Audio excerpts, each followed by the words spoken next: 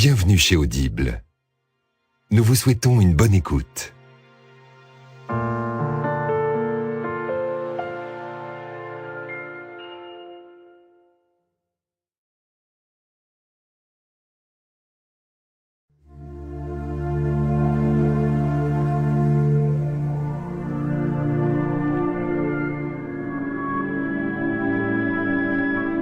Audiolib présente Fondation et Empire. Le cycle de Fondation, tome 2, d'Isaac Asimov. Traduit de l'anglais par Jean Rosenthal et Philippe Gindre. Lu par Stéphane Ronchevski.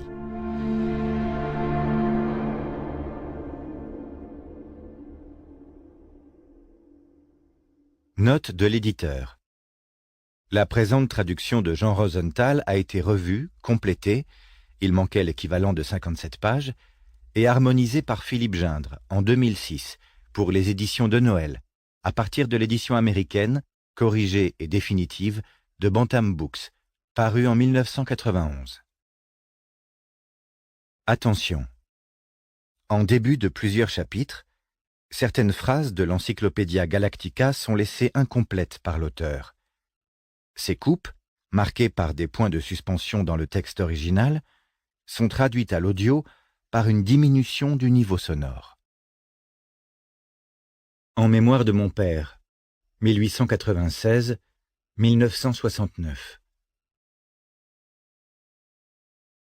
Première partie, le général. Chapitre 1. À la recherche des magiciens. Bel Rioz. Au terme d'une carrière relativement brève, Rioz était devenu aux yeux de ses contemporains le dernier des impériaux. Titre amplement mérité si on en juge par l'analyse de ses campagnes militaires, qui montre qu'il était aussi fin stratège que Purifoy, et un meneur d'hommes peut-être sans égal. Né alors que l'Empire était déjà sur le déclin, il n'eut pas l'occasion, par la force des choses, d'égaler les conquêtes de son aîné. Il lui fut pourtant donné une occasion unique de démontrer ses talents, lorsque, pour la première fois dans l'histoire de l'Empire, un général dut mener un assaut frontal contre la Fondation. Encyclopædia Galactica. Toutes les citations de l'Encyclopædia Galactica que nous reproduisons avec l'aimable autorisation des éditeurs sont tirées de la 116e édition. Terminus.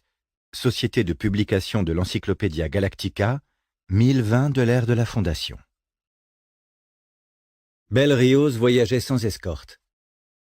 À la tête d'une flotte stationnée aux marges de l'Empire galactique, dans un système stellaire à peine pacifié, il agissait ainsi en contradiction flagrante avec les prescriptions de l'étiquette de la cour.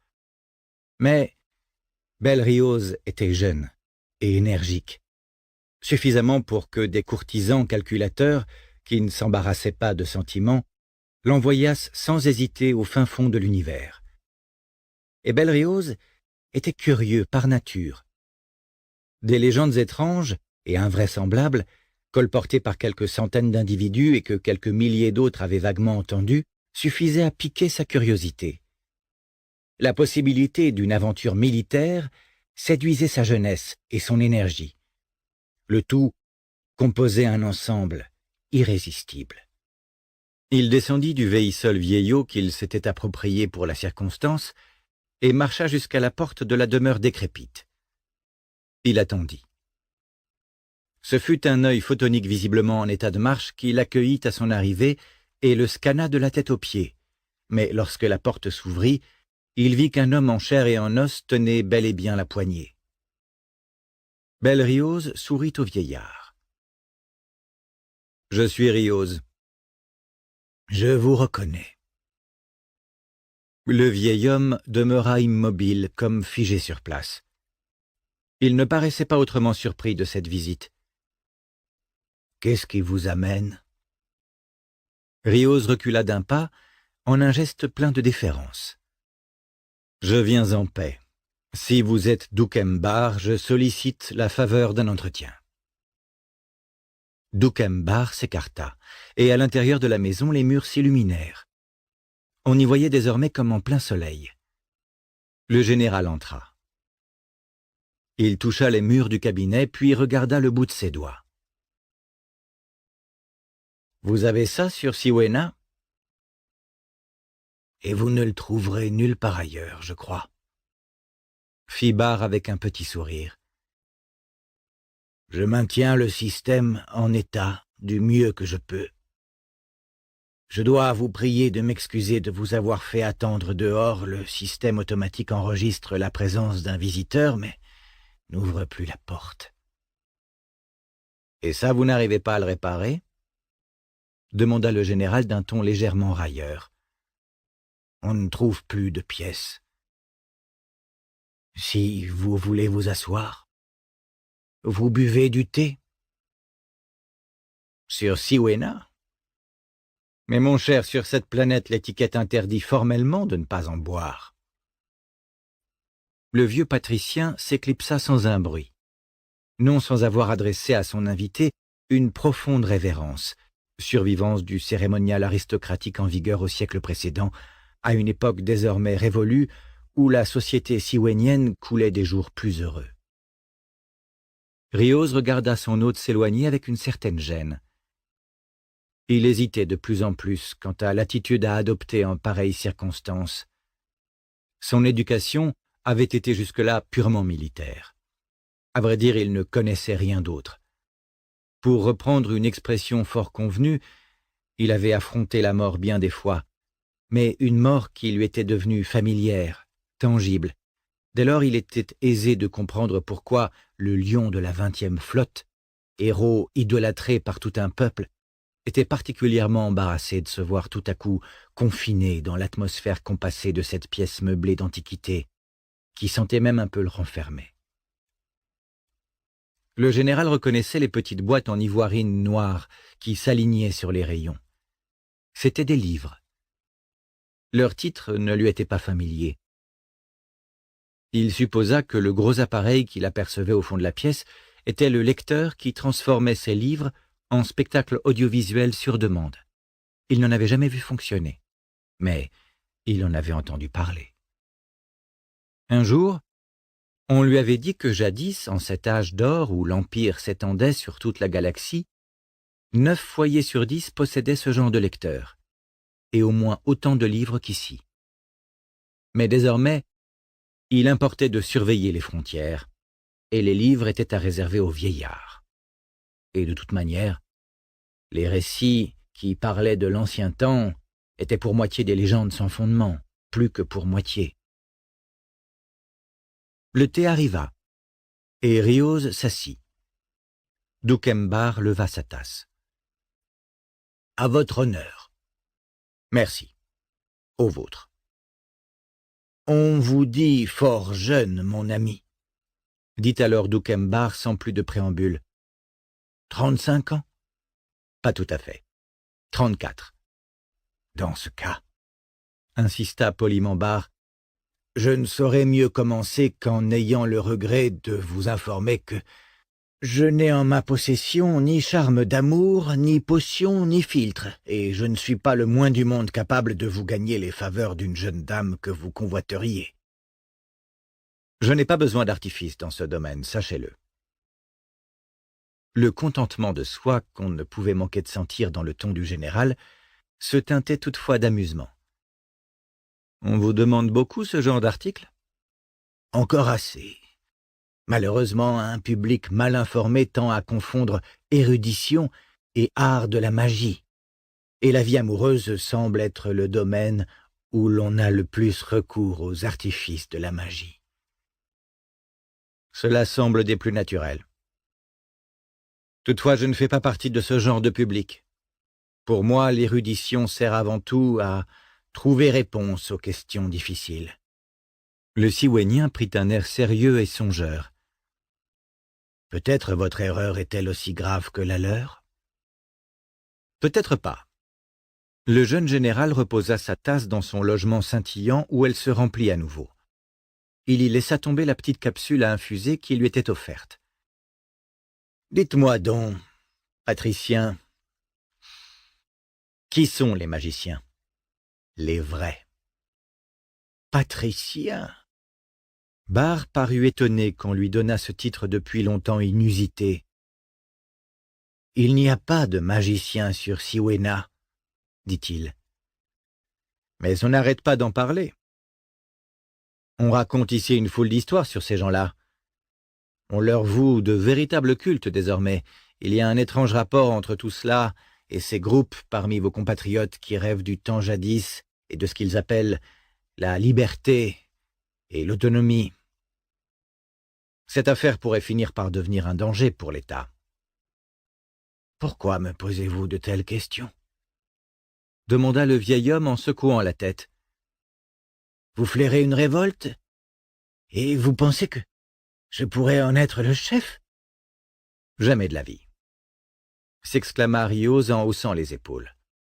Oh, ce n'est pas une idée absolument ridicule. Votre père, en son temps, était un exilé. Vous-même, du temps de votre jeunesse, avez été un patriote engagé, un nationaliste, à vrai dire.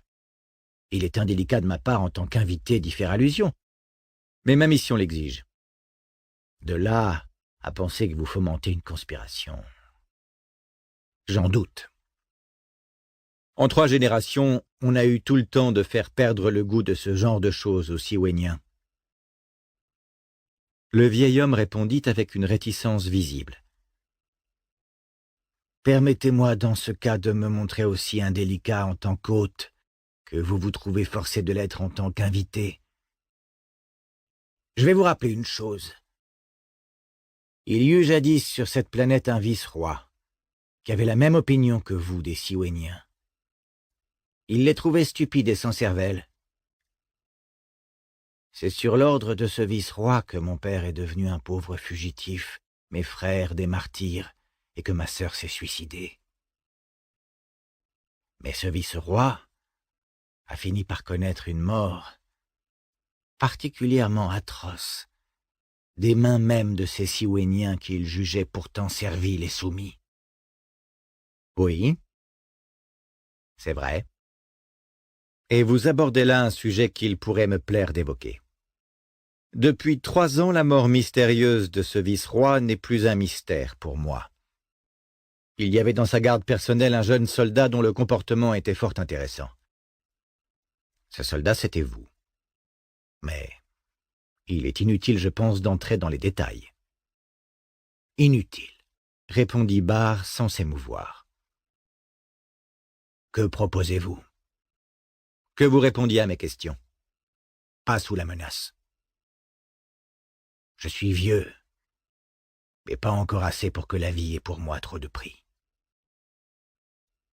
Mon cher, nous vivons une époque difficile, dit Rios d'un ton entendu. Et vous avez des enfants et des amis. Vous avez une patrie à laquelle vous avez jadis clamé votre amour en des termes fort déraisonnables. Allons. Si je décidais de recourir à la force, je ne serais pas assez maladroit pour vous frapper, vous. Dans ce cas, que voulez-vous ? Demanda froidement Barr. Rios tenait toujours sa tasse vide à la main. Patriciens, écoutez-moi. De nos jours, les soldats qui réussissent sont ceux qui parviennent à obtenir le commandement des défilés militaires, qui serpentent le long des jardins du palais impérial les jours de fête, et ceux qui escortent vers les planètes estivales les vaisseaux de plaisance étincelants chargés de transporter sa splendeur impériale. Moi, je ne ferai jamais carrière. J'ai déjà 34 ans, et je sais que je ne ferai jamais carrière. Parce que moi, voyez-vous, j'aime me battre. C'est d'ailleurs dans ce but qu'on m'a envoyé ici. À la cour, je gêne, j'encombre.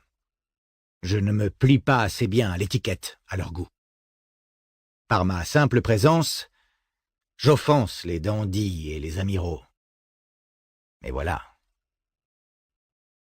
Je suis un meneur d'hommes, comme on n'en fait plus. Un commandant de vaisseau hors pair, ils ne peuvent pas se permettre le luxe de m'abandonner comme ça sur un astéroïde désert, comme le premier mutin venu. Alors ils ont pensé à Siwena. C'est un monde frontière, une province rebelle et sans ressources. C'est loin. Assez loin pour satisfaire tout le monde. Mais je meurs d'ennui ici. Je vais pourrir sur pied si cela continue.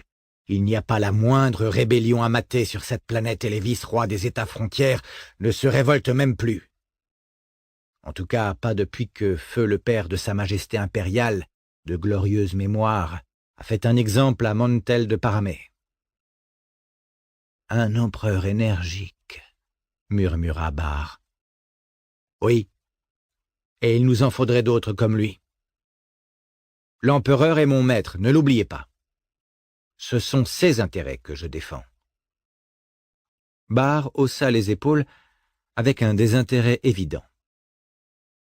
Quel rapport avec ce dont nous parlions? C'est très simple. Je vais vous le dire. Les magiciens dont j'ai parlé viennent de là-bas, au-delà des postes frontières, là où les étoiles commencent à se faire rares. Là où les étoiles commencent à se faire rares, répéta Barre, et où le froid de l'espace lentement vous envahit. C'est quoi, de la poésie? S'enquit Riose en fronçant les sourcils.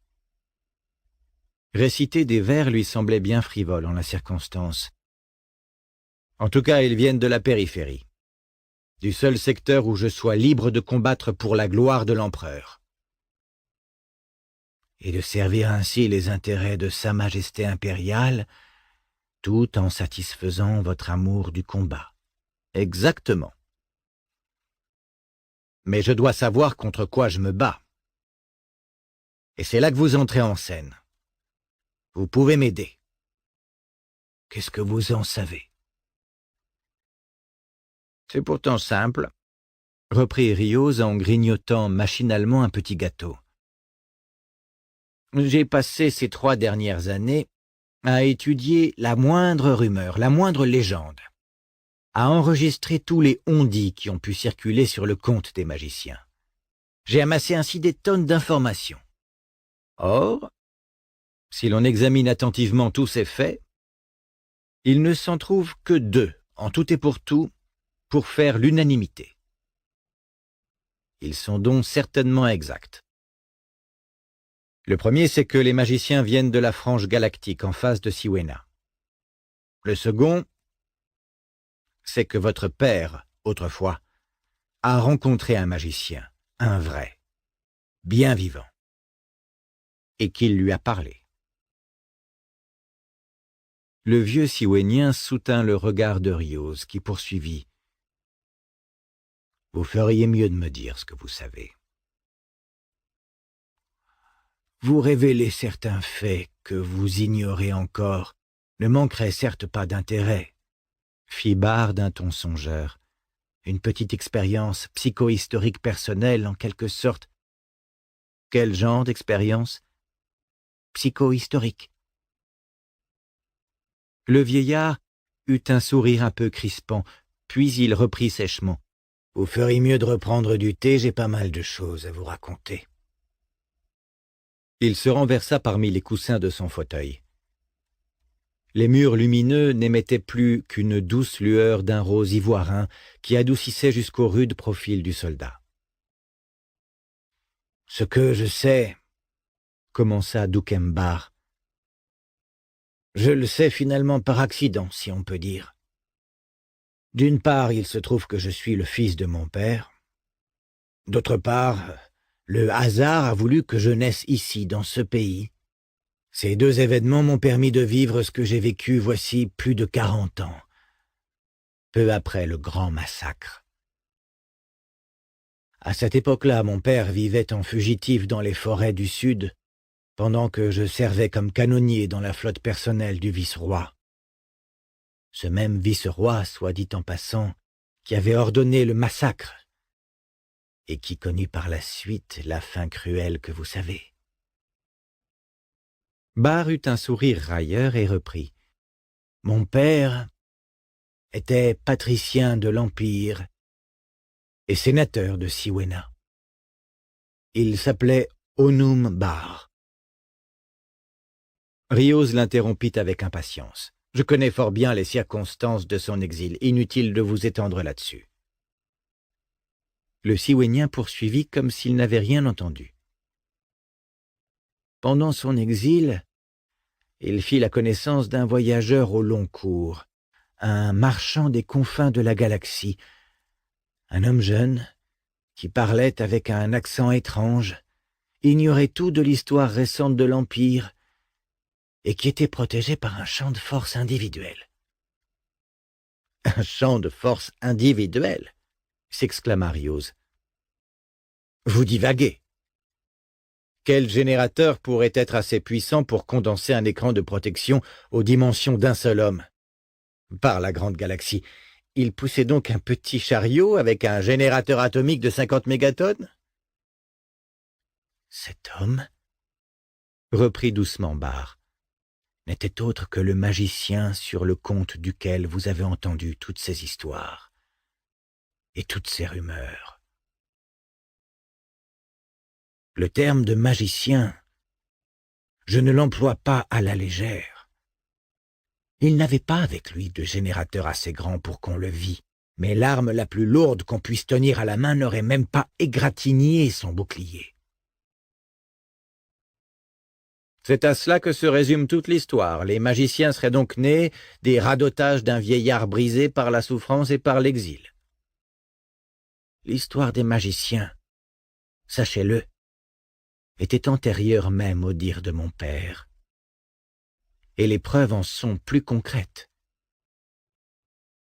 Après avoir quitté mon père, ce marchand ou ce magicien, puisqu'on l'appelle ainsi, rendit visite à un techniste de la ville où mon père l'avait guidé, et il lui laissa un générateur de champ de force du même type que celui qu'il portait. Mon père a récupéré ce générateur lorsqu'il est rentré d'exil après l'exécution du vice-roi sanguinaire. Il lui a fallu longtemps pour trouver. Le générateur est accroché au mur derrière vous. Il ne fonctionne plus. Il n'a d'ailleurs fonctionné en tout et pour tout que les 2 premiers jours. Mais si vous voulez bien le regarder, vous constaterez que sa conception est étrangère à tout ce que l'Empire a jamais conçu. Belle Riose tendit la main vers la ceinture d'anneaux métalliques qui pendait au mur voûté. Elle s'en détacha avec un petit bruit de succion lorsque son très faible champ d'adhésion se rompit au contact de sa main. L'ellipsoïde fixé à la boucle de la ceinture attira son attention. Il était de la taille d'une châtaigne. « Cette chose-là, dit-il, était un générateur. » compléta Barr. « Mais je dis bien « était ». Le secret de son fonctionnement est perdu à jamais. Un examen subélectronique a montré qu'il était désormais fondu en un seul bloc. Et les études les plus minutieuses des spectres de diffraction de ce métal n'ont pas permis d'en distinguer les éléments constitutifs originels. Alors, votre preuve demeure dans les limbes de la rhétorique. Vous n'avez aucun indice concret pour étayer vos dires. Barr haussa les épaules. Vous avez exigé d'en savoir autant que moi, vous m'avez menacé. Et voilà que vous accueillez mes révélations avec scepticisme. Qui puis-je après tout? Voulez-vous que je me taise? Continuez, fit sèchement le général. J'ai poursuivi les recherches de mon père après sa mort. Puis est survenu le second accident dont j'ai parlé et qui m'a facilité la tâche, car Siwéna était bien connu de Harry Seldon. Et qui est Harry Seldon? Harry Seldon était un savant du règne de l'empereur Daluden IV. C'était un psychohistorien, le dernier et le plus grand d'entre eux. Il est venu sur Siwéna une fois. Siwéna était alors à la croisée des routes commerciales, une planète renommée sur le plan des arts et des sciences. Bah, marmonna Riose avec aigreur. Citez-moi donc une seule planète en pleine stagnation qui ne prétende pas avoir été jadis prospère et florissante. L'époque dont je parle remonte à 2 siècles. En ce temps-là, l'empereur régnait encore sur les étoiles les plus lointaines. En ce temps-là, Siwena était encore au cœur de l'Empire. Elle n'était pas devenue la province frontière à demi barbare qu'elle est aujourd'hui. Et c'est précisément à cette époque que Hari Seldon a prédit le déclin du pouvoir impérial et l'état de barbarie dans lequel allait sombrer toute la galaxie. Il a prévu cela?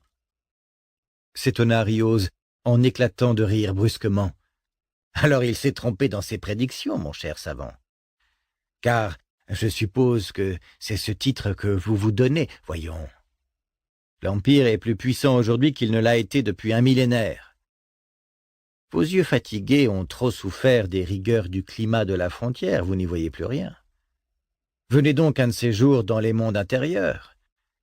Ce sont des mondes riches et prospères. Il y fait chaud, vous verrez. Le vieil homme secoua la tête d'un air sombre. C'est aux extrémités que cesse en premier la circulation.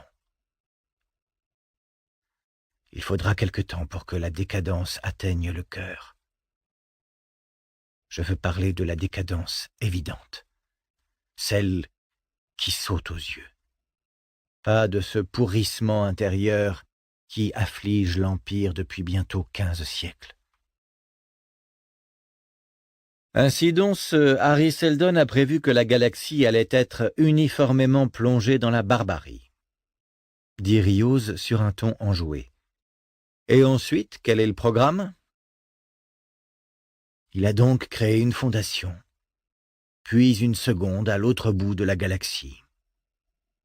Il y a réuni les meilleurs, les plus jeunes et les plus forts parmi les hommes et les femmes de son temps, avec une mission: s'y reproduire, croître et multiplier. Les mondes où on les a installés ont été choisis avec le plus grand soin. Le moment et les circonstances de ces installations l'ont été tout autant. Tout a été arrangé de telle façon que l'avenir, tel que le prévoient les mathématiques invariables de la psychohistoire, découle de leur isolement du corps principal de la civilisation impériale, et de telle façon que se développent là-bas les germes du second empire galactique, réduisant ainsi à 1000 ans tout au plus l'interrègne barbare qui aurait dû durer 30 000 ans. Et où avez-vous découvert tout cela? Vous semblez bien renseigné. Personne ne m'a renseigné, comme vous dites, dit le patricien d'un ton digne. Ce que je viens de vous apprendre est le pénible résultat auquel je suis parvenu en rassemblant certaines preuves découvertes par mon père et quelques autres découvertes par moi-même. La base est fragile, et j'ai dû étoffer un peu la toile de fond pour combler d'énormes lacunes. Mais je suis convaincu que, dans l'ensemble, le tableau que je viens de vous brosser de la situation est exact. Vous semblez vous en être facilement convaincu. Facilement. Cela m'a pris 40 ans de recherche. Rien que ça. 40 ans. Donnez-moi 40 jours et je pourrai régler la question. En fait, je crois que je devrais m'y intéresser sérieusement. Mais le résultat serait un peu différent, me semble-t-il. Et comment feriez-vous? De la façon la plus simple.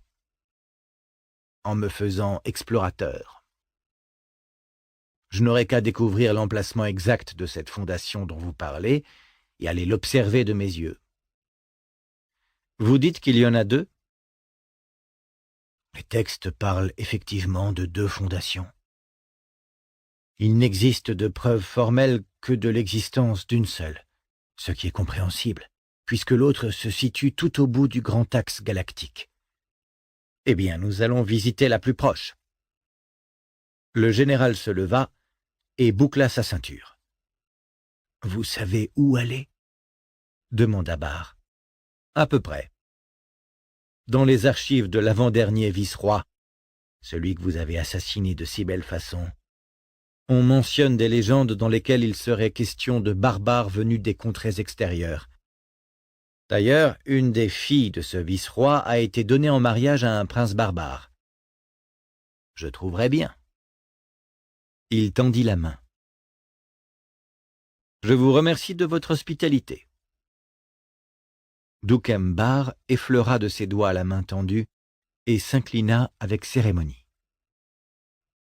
Votre visite a été un grand honneur. Vous m'avez fourni de précieux renseignements, reprit Bel-Rioz. Je saurai vous en récompenser à mon retour. Doukhem Bar suivit humblement son hôte jusqu'à la porte. Puis il murmura, tandis que s'éloignait le Véhissol. « Si vous revenez... »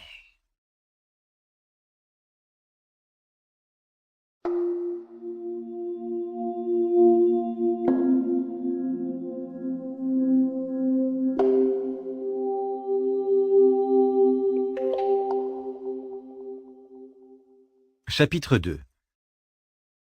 Les magiciens. Fondation. Forte de 40 ans de progrès économique continu, la Fondation dut affronter une nouvelle menace, Bel-Rioz. L'époque héroïque de Hardin et de Malao était désormais révolue. Un peu de l'audace et de la témérité qui habitaient ces hommes hors du commun s'en était allé avec eux. Encyclopædia Galactica. 4 hommes se trouvaient dans la pièce. Et cette pièce était isolée des autres de telle manière que nul ne pouvait s'en approcher. Les 4 hommes échangèrent un bref regard, puis considérèrent longuement la table autour de laquelle ils étaient assis.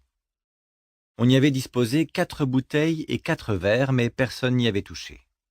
Puis, celui qui était le plus près de la porte étendit le bras et se mit à tambouriner des doigts sur la table. Un rythme lent, délibéré. « Est-ce que vous allez rester indéfiniment assis là à vous demander qui va parler le premier ?» demanda-t-il.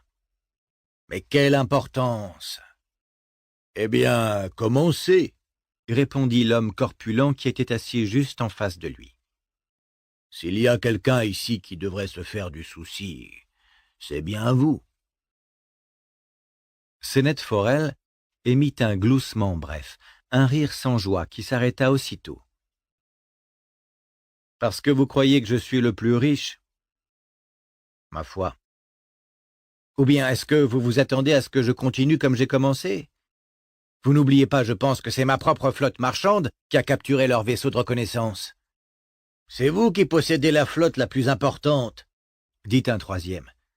Et vous avez les meilleurs pilotes. Ce qui revient à dire que c'est bien vous le plus riche ici. L'opération a été risquée, terriblement risquée. Mais elle l'eût été plus encore pour n'importe lequel d'entre nous. Sénet Forel émit de nouveau un petit ricanement désabusé. J'ai un certain goût du risque que je tiens de mon père. Après tout, l'essentiel quand on prend des risques, c'est que les bénéfices le justifient.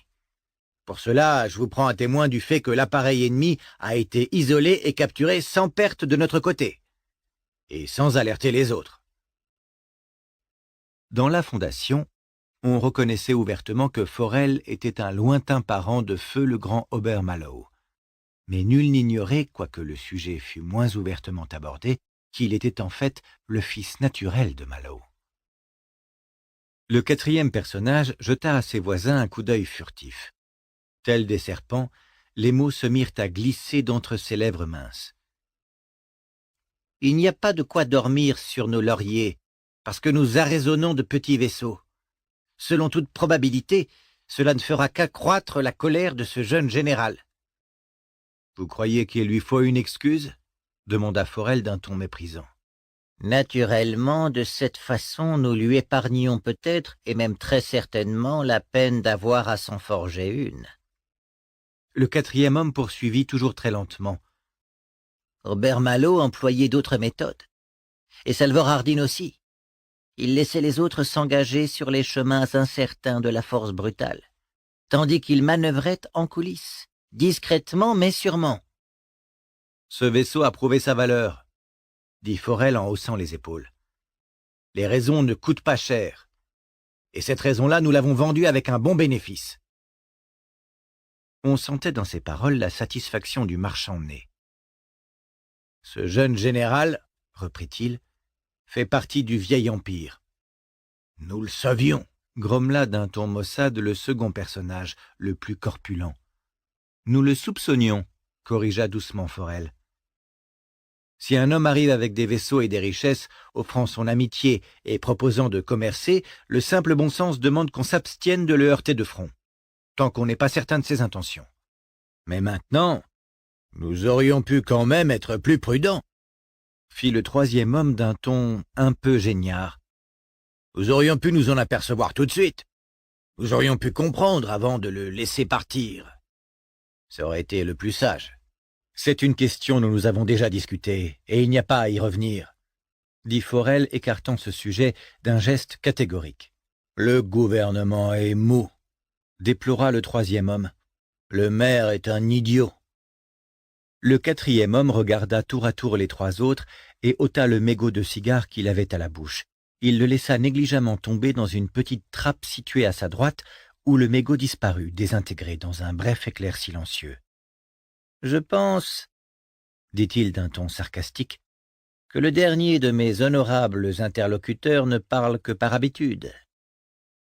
Permettez-moi de vous rappeler que le gouvernement, ici, c'est nous. » Il y eut un murmure approbateur. Le quatrième homme fixait la table de ses petits yeux étroits. « Alors laissons tranquille la politique du gouvernement. Ce jeune général, cet étranger, aurait pu être un client potentiel. Cela s'est déjà vu. Vous avez essayé tous les trois de l'embobiner et de le faire s'engager par contrat à traiter avec vous en exclusivité. Nous avions conclu un accord, je vous le rappelle. Un accord entre honnêtes commerçants, au terme duquel nous nous étions engagés à ne pas recourir à ce genre d'expédient. Pourtant, vous avez essayé. Vous aussi, grommela le second. Je sais bien, répondit tranquillement le quatrième. Alors oublions ce que nous aurions dû faire plus tôt, déclara Forel avec impatience, et voyons un peu ce que nous devrions faire maintenant. Et d'ailleurs, quand bien même l'aurions-nous emprisonné ou tué, la belle affaire. Aujourd'hui encore, nous ne sommes pas certains de ses intentions. Et même en imaginant le pire, nous ne pouvions pas détruire un empire en supprimant la vie d'un seul homme. Qui vous dit qu'on n'a pas déjà mobilisé là-bas des flottes entières, simplement au cas où il ne reviendrait pas? Exactement, acquiesça le quatrième. Dites-moi donc maintenant ce que vous avez tiré du vaisseau que vous avez capturé. Je suis trop vieux pour tous ces bavardages. On peut faire court, ce n'est pas un problème, dit Forel. Bel Rios est général de l'Empire, ou un grade correspondant de nos jours à ses fonctions dans l'armée impériale. C'est un jeune général qui, à ce qu'on m'a dit, a déjà amplement prouvé ses talents militaires. Ses hommes le vénèrent. Il a eu jusqu'ici une carrière assez atypique, très romanesque, dirons-nous. Si la moitié seulement des histoires qu'on nous a rapportées sur son compte sont exactes, cela suffit à faire de lui un personnage hors du commun, un héros des temps modernes. « Qui ça, on » interrogea le second d'un ton péremptoire. « L'équipage du vaisseau capturé. J'ai toutes leurs dépositions enregistrées sur microfilm et rangées en lieu sûr. Plus tard, si vous le désirez, vous pourrez les voir. Vous pourrez même parler aux hommes si vous le jugez nécessaire.